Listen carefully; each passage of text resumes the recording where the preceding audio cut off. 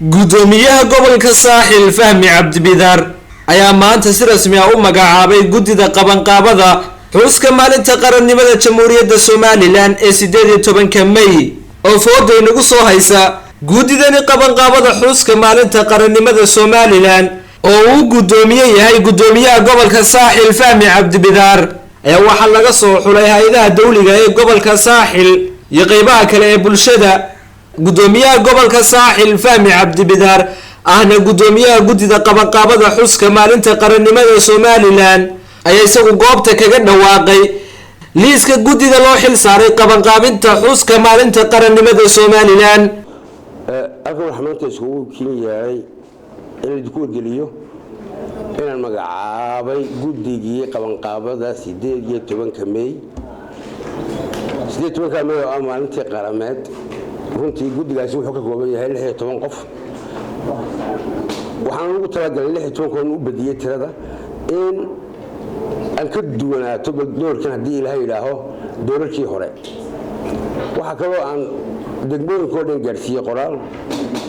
aan ku amrayo oo aan leeyahay iyaguna waa inay gudiyaal sameeyaan gudi hoose gudiyaal degmada sameeyaan isla marhaantaana waa in goob kasta oo meherada goob kasta oo ganacsiya gobolka oo dhan waa in aqal kasti la geliyaa calan la suraa taasaan amriyadan ku bixiyay marka waxa weeyaan insha Allah taala waxaan jecelahay muddo yar baa inoo hadhay kulli guddiga qaarna way joogan qaarna way maqan yihiin waxaan jecelahay in la dirdirgeliyo hadii aan la yiraahdo guddigaasi guud ahaan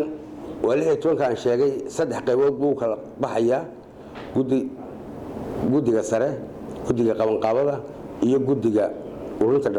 qaalanka amba dhaqaalaha waxayna guddigaas kala yihiin waxa uu gudoomiyaha gobolka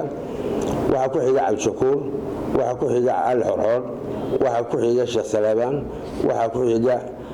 Kabtan Jaamac kaas waa guddiga sare guddiga qabanqaabada 18 May waa Xamud Xuseen Cabdullaahi waa Suhayb Maxamed waa Cabdi Ibraahim Ogle waa Ibraahim Digaale waa Xildhibaan Cabdirashiid اللهم صل على سيدنا محمد waxa ku jira oo kale saado waxa ku jira Maxamed Gurxan xildhibaan Bariid waxa ku jira Ali waxa ku jira Caasha waxa ku jira Xariir saasi ku leeyihiin wabillahi tawfiiq wa salaamu alaykum wa rahmatullahi wa barakaatuh Khalid Xasan Kharash telefishinka madaxa banaan ee Bulsha TV magaalada Berbera